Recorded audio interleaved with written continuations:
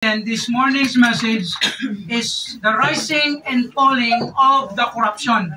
It is a continuation of our previous message in chapter 13 of book of Nehemiah. You have your Bibles with you, you can open it in Nehemiah chapter 13. That is our passage, and it is the last chapter of the book. Sa mga hindi familiar, you can read all the chapters there. And in this last chapter, we are about to end and conclude the life and story in the book of Nehemiah. So last time we talked about some principles or some corruptions that arises and also fallen.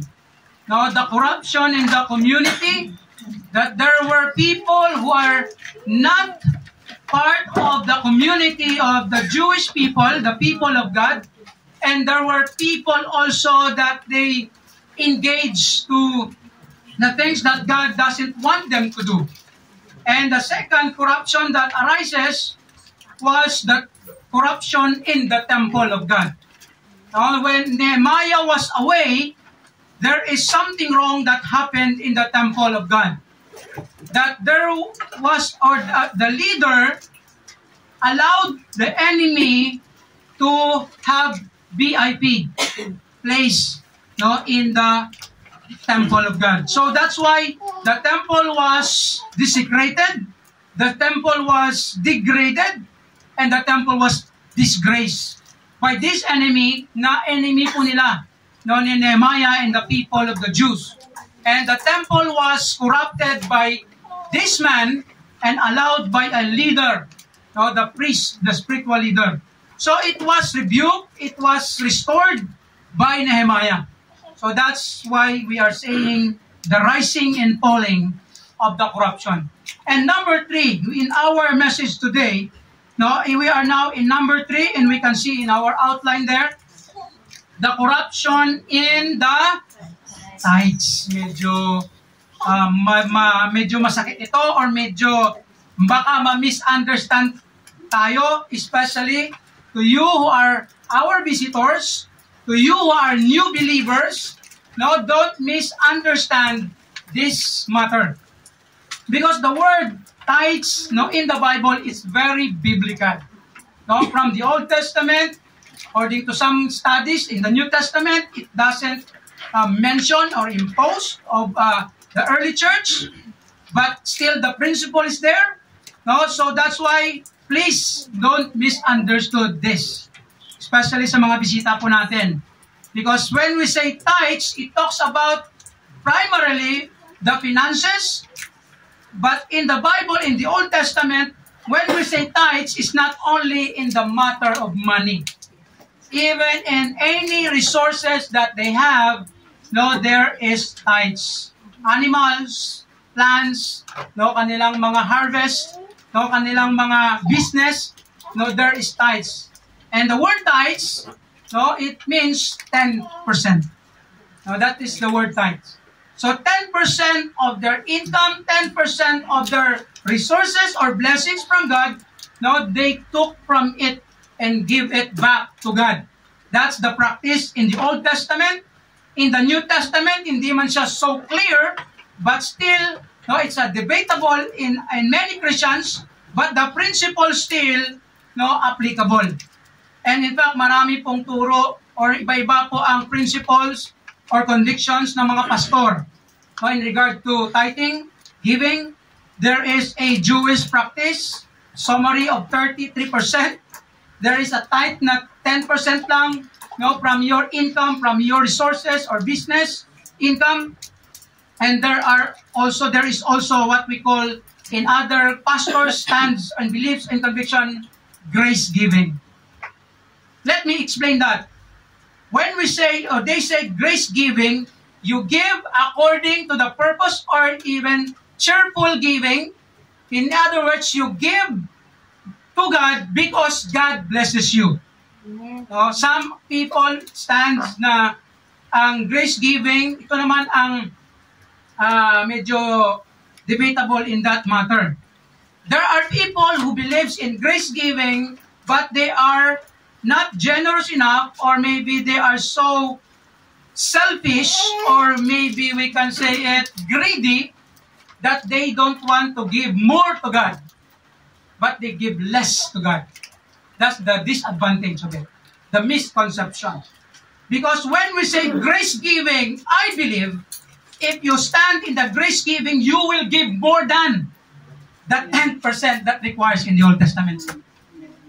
In fact, according to some of the principle in the Bible that you give everything to God, offer your bodies. Kaya po, no, whether kung saan ka mag-stand, no, it's your conviction. But for me, no, as a pastor, I stand with the tithes and I stand with the grace giving. What do I mean? No, I just want to clarify it because as a preacher, you need to know what is our stand. No, I gave my tithes, I gave extra more. That's what I believe, and that's what my commitment and conviction. So that's why in this lesson, medyo mabigat po ito, but please don't misunderstand this. Nagkataon lang na ito po ang sa passage na makikita natin sa series po natin. Kaya po ginagawa po namin yung series of messages from the book of the Bible para wala tayong misconception na parang pinaparinggan kami ni Pastor. That's not what we mean here. That's not the motive of this preaching. Because it was God-given circumstance to preach the passage in the Bible. Don't misunderstand it. Especially sa mga bisita po natin. Baka magsabi ko, parang pera pinag-usapan ni Pastor. No. No, it is in the Bible. Okay, let's go. What happened here when Nehemiah was away from the people? No, he went back to Babylon. He went back to his work as a cupbearer. So those leaders, those people in Jerusalem, no, nagkaroon sila ng problema. Problema in what? In practicing, no, this tradition or this practice of tithes, no, sa kanilang lugar. That is the commandment of God to them. So paano sila nagkaroon ng corruption? Let's go to number 1. No, by rejecting God's command on tithes. That's what we can see to them. Let's go in verse 10. Ano sabi sa verse 10 dyan? And I perceived, sabi ni Nehemiah, kasi bumalik na siya doon sa Jerusalem, that the portions of the Levites had not been given to them. For the Levites and the singers that did the work were fled everyone to his field. Ito po ang principle na ito, hindi po nabigay ang properly para sa mga Levites. Pag sinabi mong Levites, sila po ito ang nagmamanage ng temple according to the Old Testament practice na ang mga Levites, sila ang nandun sa temple, ang mga tithes ng mga people, nations, or tribes, ibibigay sa kanila, at yung tithes na yan, dyan din sila kukuha ng kanilang resources, no, pamumuhay nila. So dahil hindi na na-practice ang pagbibigay nila ng tithes according to the law, ang nangyari, itong mga Levites and singers, sabi dyan, were fled everyone to his field. Dahil wala na silang support, ang ginawa nila, pumunta na lang sila sa kanilang palay. Palay yung tawag dito. No, sa uma nila, lunggo at ang umay. No, sa Tagalog yung farm English yun. Sa bukid. No, pupunta na lang sa field nila nila sila doon ng kanilang mga resources o nagtrabaho na lang sila sa kanilang field because hindi na sila nasusupport ng resources supposed to be the tithes of the people, and that's the problem na nakita ni Nehemiah. And you know what? Makikita din po natin dito the principle of supporting the spiritual leaders or the pastor that God given or gave to the church. Isa din po ito sa mga problema sa mga churches, that if the church is not fully supported the leader or the pastor, later on, sooner or later, that pastor will fly away. Will fly away, parang ibon. Will go away. Because the pastor needs something or the pastor need to be supported. That's the biblical principle. No, kaya po as a Christian, no, kaya yun ang mga problema din sa mga churches. And another problem, sometimes churches cannot supply all the needs because of the capacity of the ministry. That's another problem. Kaya po, it must go together. No, the people and the pastor, no, they need to be responsible to each other. So, ang nangyari dito, ang mga tao, hindi na sila naging responsible. Ano po nangyari? Verse 11. Then contended I, nakipag-argue or debate or something, discuss si Nehemiah dito with the rulers and said, why is the house of God forsaken? Bakit pinabayaan nyo ang bahay ng Diyos, which is the temple? And how they did that? Because they did not allow or manage or tell the people na they need to be faithful to their giving, which is the tithes that they have. And I gathered them together, sabi ni Nehemiah, and set them in their places. The people, the rulers. Verse 12. Then ano nangyari? Then brought all the Judah the tithe of the corn, the new wine, the oil, onto the treasuries. Tingnan po natin. So, ang nangyari, anong nangyari doon? Hindi nila binibigay, ni-reject nila ang command ng Diyos. And that's the problem in corruption that happened in the people, sa time nila, sa Jerusalem. And second principle that we can see there, by robbing God through tithes. Medyo mabigat ito, rob out. Ibig sabihin, alam niyo po ba na ito po ang principle ng Bible that it still remain the principle. It is really true in the Bible that if a person, Christian, we're talking about Christian.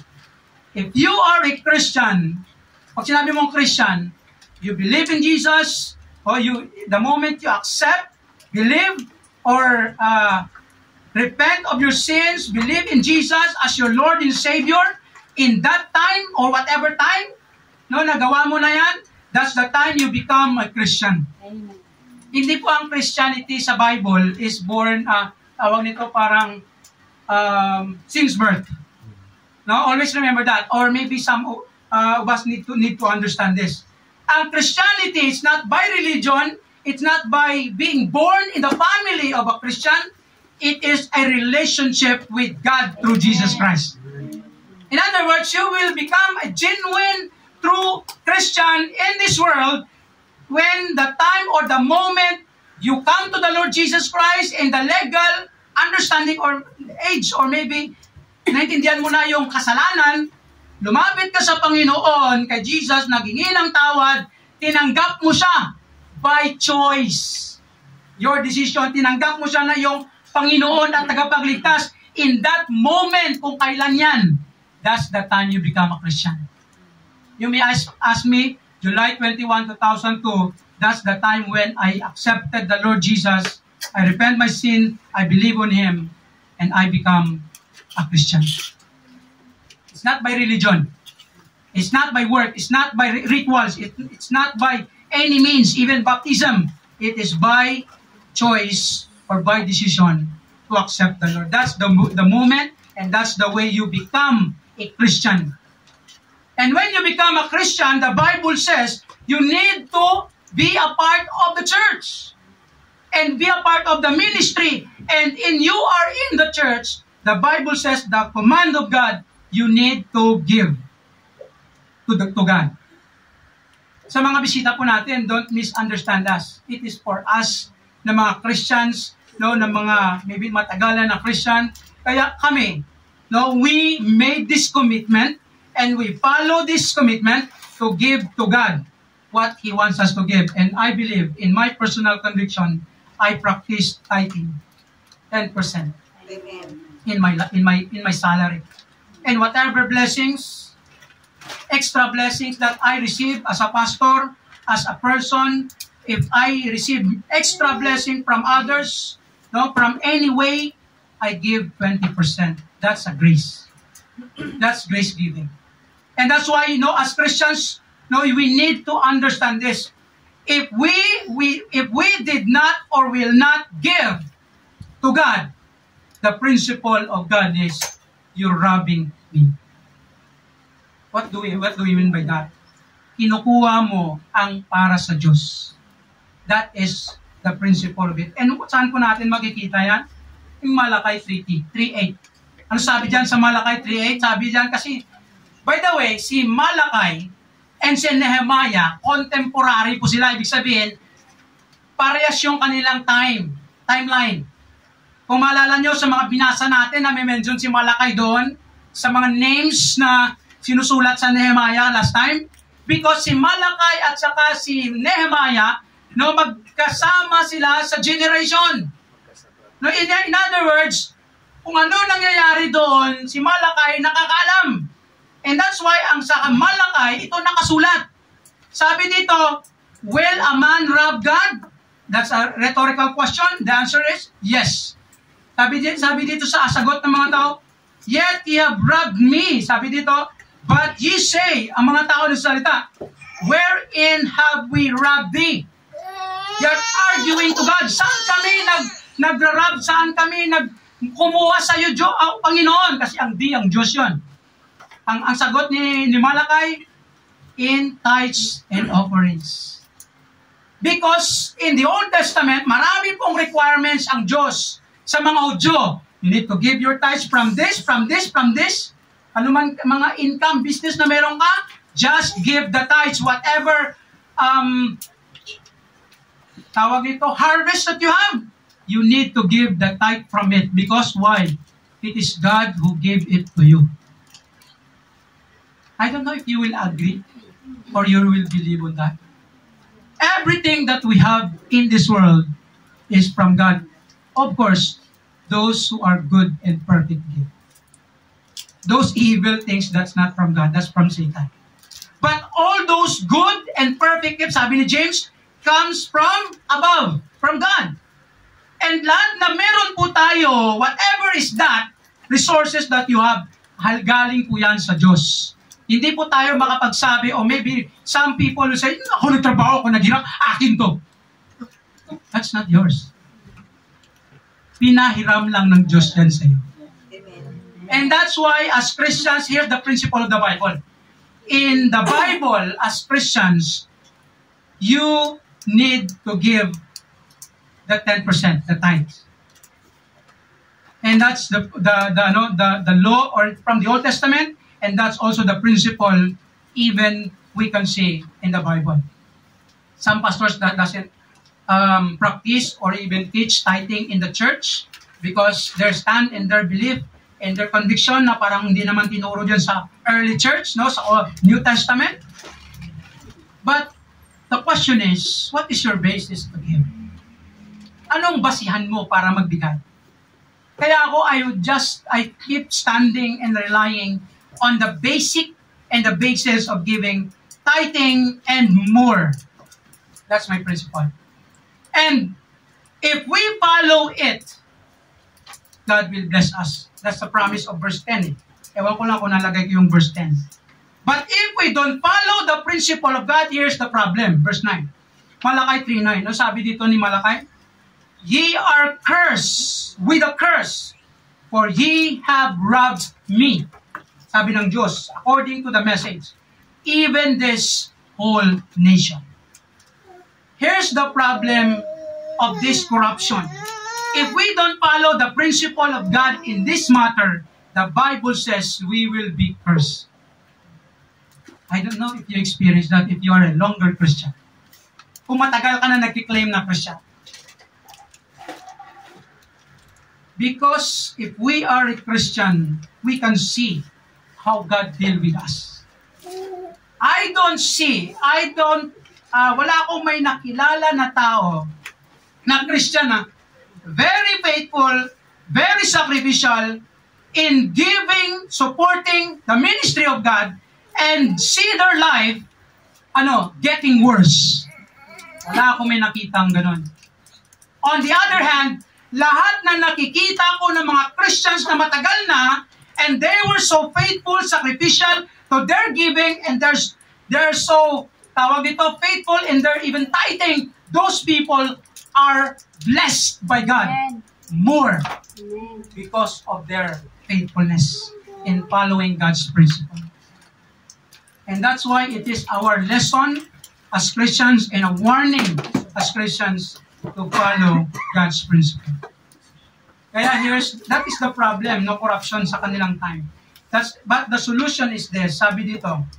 Ano nangyari dyan sa verse 11? The solution is, no, Nehemiah reminded the tithers, those people.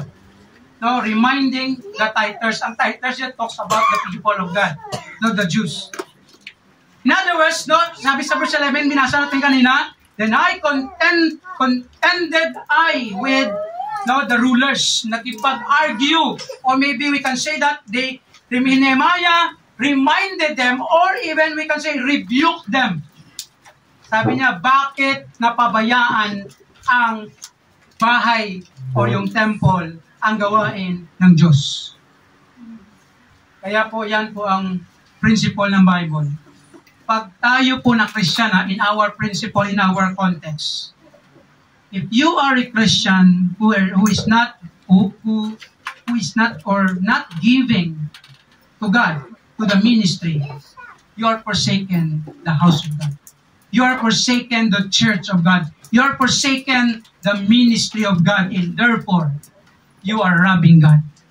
And therefore, the Bible says you will experience great and terrible consequences of that practice na ginagawa natin. And that's a warning. And the encouragement for us is, here's, renewing their commitments. Ito pong maganda. As Christians, the solution of this, if we fail from the past, by the way, here's the advice. Kung na-fail ka man sa past mo that you are not giving to God, so be it, tapos na yun. That's the past. But what the encouragement of God for us now is to renew it. Recommit. Kung ano na yun, tapos na yun. Huwag mo nang bawiin, tapos na yun eh. Merong ibang mga tao na may principle, pag hindi siya nakapagbigay ng ilang buwan, ibabalik ko na lang. Yes, may mga principle na gano'n.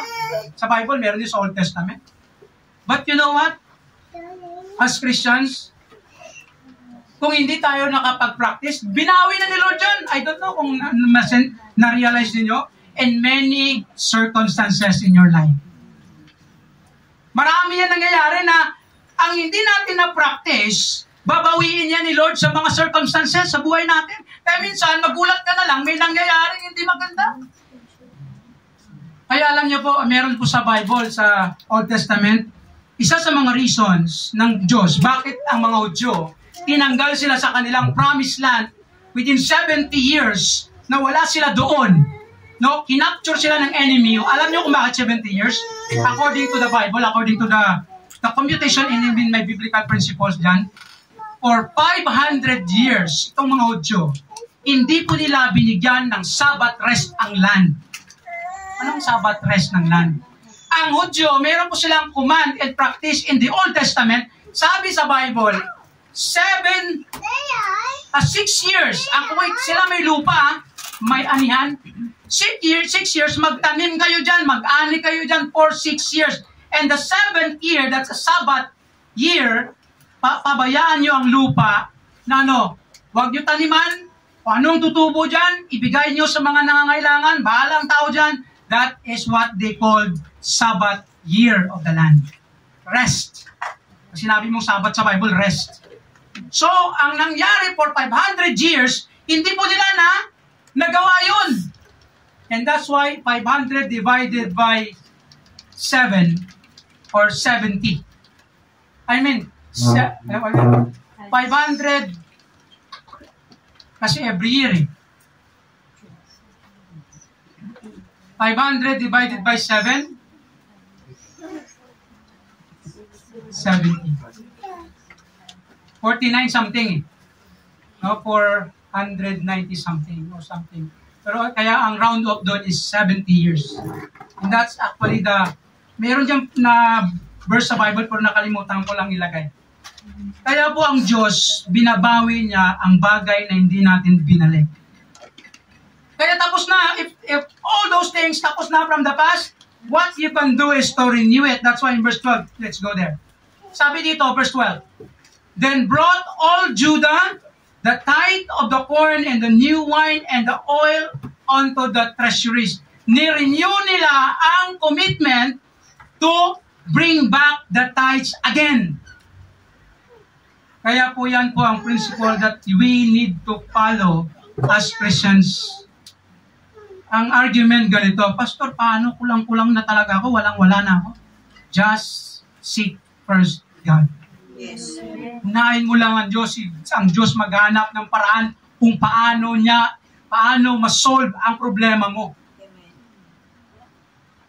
He will give you wisdom how to rearrange, realign your resources.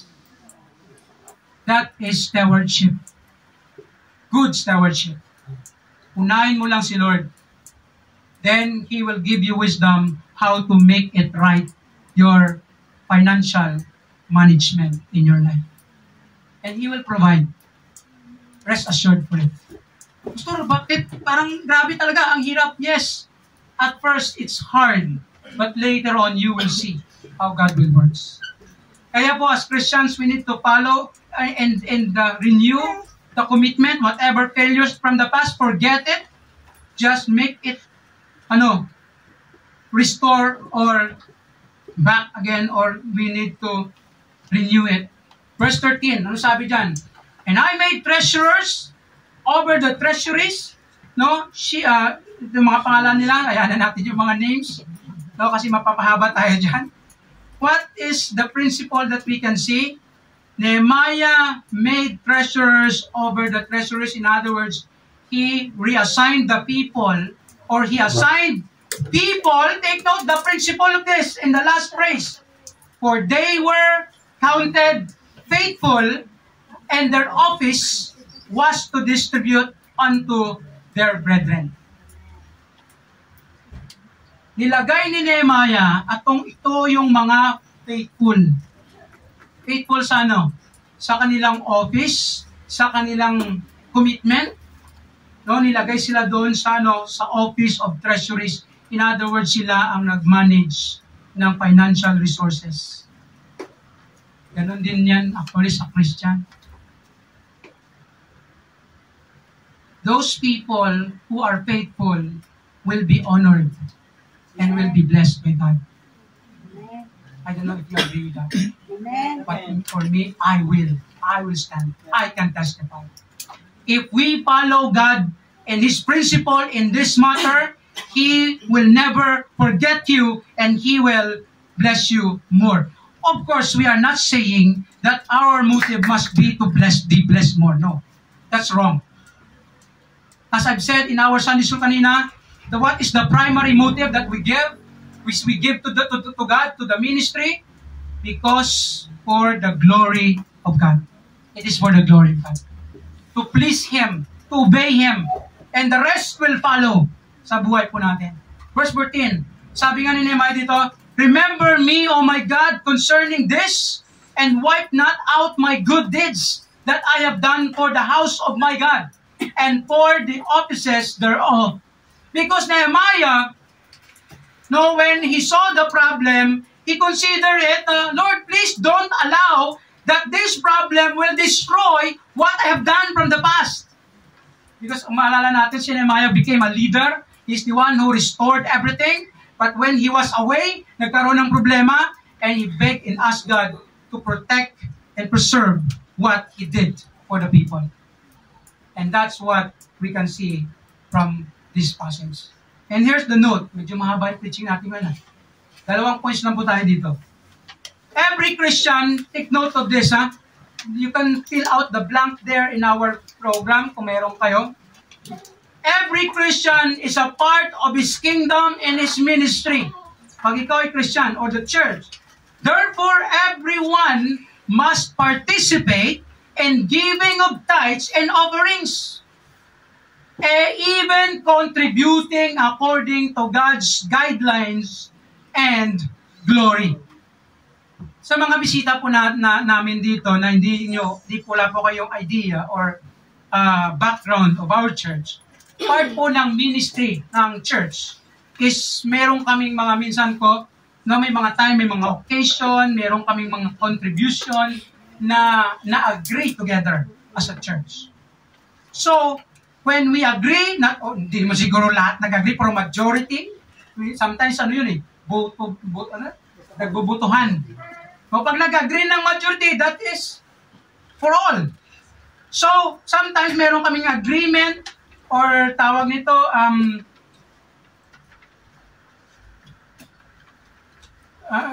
exact na term, baka maano sa term. Na magkaroon tayo ng contribution sa pagkain, contribution sa anniversary, contribution sa anumang mga ministry. So, that is part of our ministry and commitment. And that's why when we agree, even though you disagree, pero kung majority yan and you are part of the church, you need to be a part of it. So that's why we need to understand this. As a Christians, we need to be a part of in this matter because that is the ministry of God, and this is the ministry of God that we need to obey and follow. Although meron naman tayong minsan consideration sa mga certain matters, sometimes may mga tao na patuloy, anniversary, Pastor, wala talagang pera, something like that. Sige lang, attend lang. Yung mga ganon. Pero as a Christians, you need to pray for it and be responsible of the things that God has given you. So, here's the next and the last point. Corruption in the tradition. What do you mean by tradition here? Makikita po natin dyan sa verse 15. Ang problema, another problem, not only in the tithes, but in the Sabbath. Kanina ang sinabi ko, Sabbath is rest. Anong nangyari po sa kanila, they disrespect the Sabbath. Ang Sabbath is a practice of the Jews. Sabbath, weekly Sabbath. Yung Sabado, seventh day. So yan po ang rest day na binigay ng Diyos sa kanila para sila ay mag-gather, mag-worship. They need to focus on God in that day. Walang trabaho, walang anything. That's Sabbath day sa mga Hudyo. But ang nangyari, verse 15, in those days saw I in Judah some treading wine presses on the Sabbath and bringing in sheaves and lading ashes, as also wine, grapes, and figs, and all manner of burdens, which they brought into Jerusalem on the Sabbath day. And I testified against them in the day wherein they sold victuals. What's the problem? They disrespect the Sabbath day of God. And Sabbath day for the people.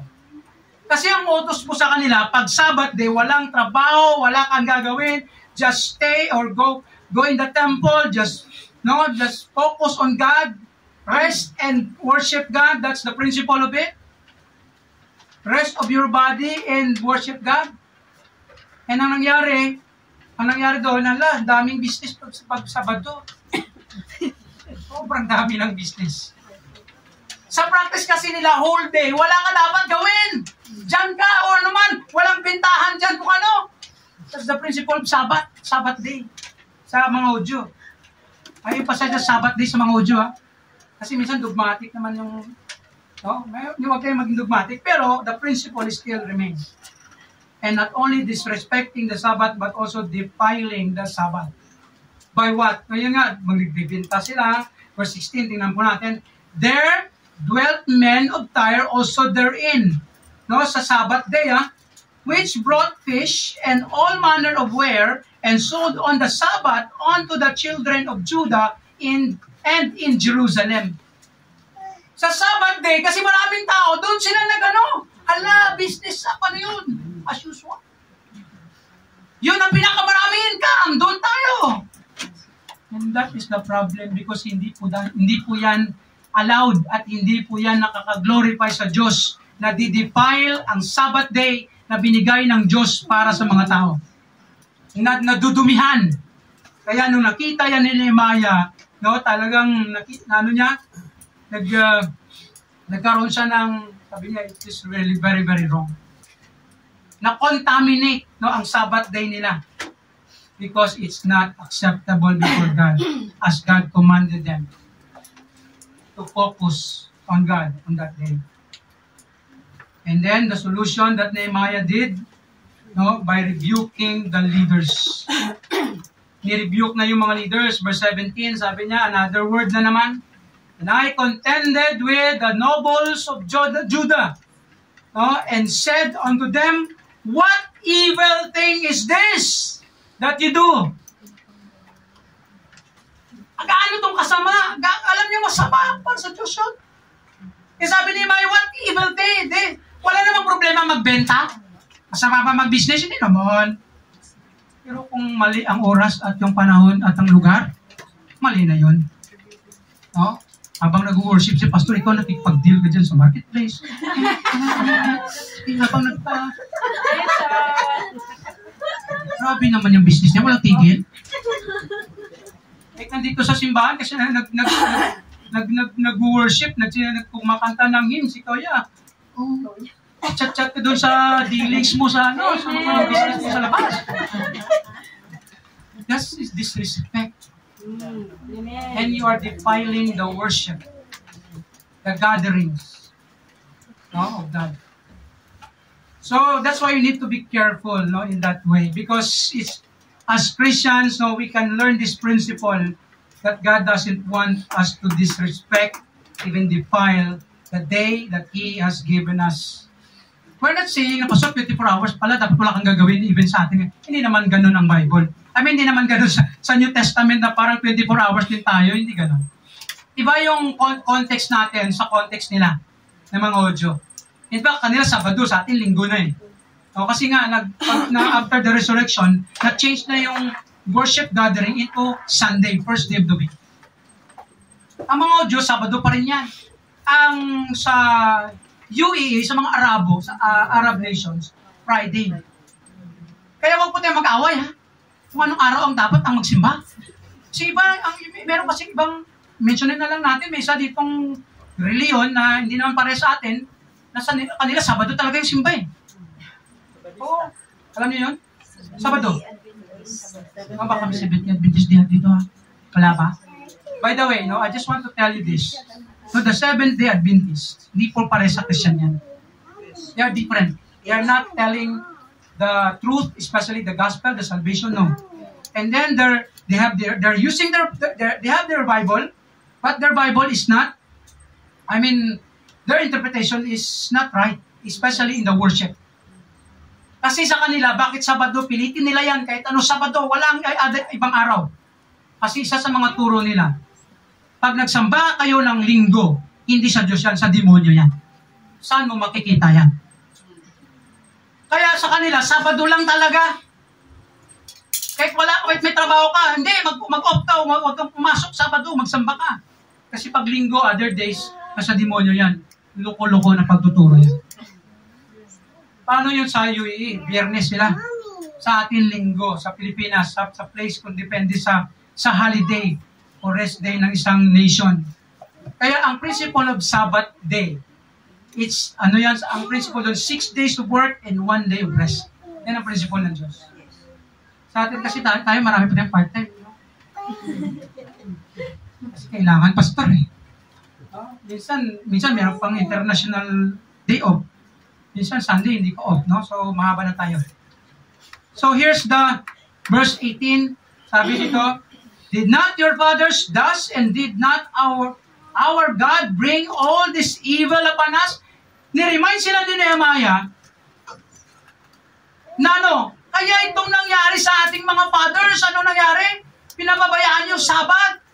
Kaya nagkaroon ng maraming evil, mga masamang pangyayari sa ating mga fathers dahil dito. Pinabayaan yung Sabbath. Sabi niya, yet ye bring more wrath upon Israel by profaning, defiling the Sabbath. Kaya ang consequence, sabi ni Nehemiah, no, magkakaroon ng hindi magandang pangyayari if we defile the Sabbath day, the rest day, the holy day ang tawag dyan ng Panginoon para sa mga tao. That's the problem and the solution of Nehemiah here, rebuking the leaders, and secondly, restraining the gates on the Sabbath. Ano pong ginawa niya? Verse 19. No, the word restrain, no, to limit, no, parang nagkaroon ng barricade. No, pinasara niya. Ano sabi sa verse 19? And it came to pass that when the gates of Jerusalem began, no, to be dark before the Sabbath, sabi niya, I commanded that the gates should be shut and charged that they should not be opened till after the Sabbath. And some of my servants set I at the gates, and there should no burden be brought in all the Sabbath day. Walang may magbibenta. Walang may gagawa ng other business. Sabbath is the Sabbath day for God and for the people. Verse 20. So the merchants and seller of all kind of ware lodged, sabi niya, without Jerusalem, out once or twice. Kahit sarado yung gate, doon pa rin sila, yung mga merchants, yung mga businessmen. Oh, yung nagbibenta-benta doon. And sabi sa verse 21, and I testified against them and said unto them, why lodge ye about the wall? If you do so again, I will lay hands on you. Binigyan sila ng warning ni Nehemiah. From that time forth came they no more on the Sabbath. Wow. Nawala sila, natakot sila kay Nehemiah. And then finally, and I commanded the Levites that they should cleanse themselves and that they should come and keep the gates to sanctify the Sabbath day. Remember me, O God. Sabi dito, concerning this also, and spare me according to the greatness of thy mercy. Nehemiah understood that these things that happened, though there is a consequence, but he begged for mercy. Always remember this. Every wrong deed, every wrong choice, every wrong or disobedient act natin sa Panginoon, there is a bad consequences. There are bad consequences. May mga masasamang consequence yan. Pag sinabi mong masasama, hindi yan maganda. Masakit ang consequence. Pero kung tayo naman sumusunod, may magagandang consequence. Anong pipiliin mo? Maganda o masama? Masakit? O ano? Masaya. Anong choice natin? Let's go to our final note. God wants His people to have seriousness and single-mindedness during Sabbath day sa Old Testament. In like manner, God wants every Christian to be serious, sincere, and single-minded every Sunday worship and fellowship. Na pag pumunta ka sa church, ang focus mo si Lord. Amen. Hindi ko sino-sino. No, si Lord, to worship Him. Therefore, let us avoid distractions every time we gather together in worshiping God. Amen. As much possible, we need to avoid. Kung may mga distraction dyan, ayaw mo na. No? Pag ikaw yung distraction, umalis ka. Hindi, joke lang. So, let us, no, as much as possible, we need to be responsible in this day that God has given us. Focus, no, and look unto Jesus. Our reflection says, how is your involvement in the work, in God's work, in the ministry through giving? Kamusta ang involvement mo? If you're a Christian, especially if you are a Christian long time ago, how is your involvement? Second question, do we prioritize God in our finances? Amen. Bago pa lang magsahod, kay Lord na dapat mong una. Amen. That's a very, very wonderful privilege and amazing thing that you can do in your life. If you follow this principle. Because God had many promises in that area. Do we respect God in times of worship and fellowship? Do we allow ourselves not to be distracted and not to be distraction? Do we give value and importance on the day that God wants us to worship Him? Many people who doesn't care of the day to worship God. Walang pakialam. But for us as Christians, we need to give value and importance on our worship. May God bless us as we ponder upon this word. Let us pray.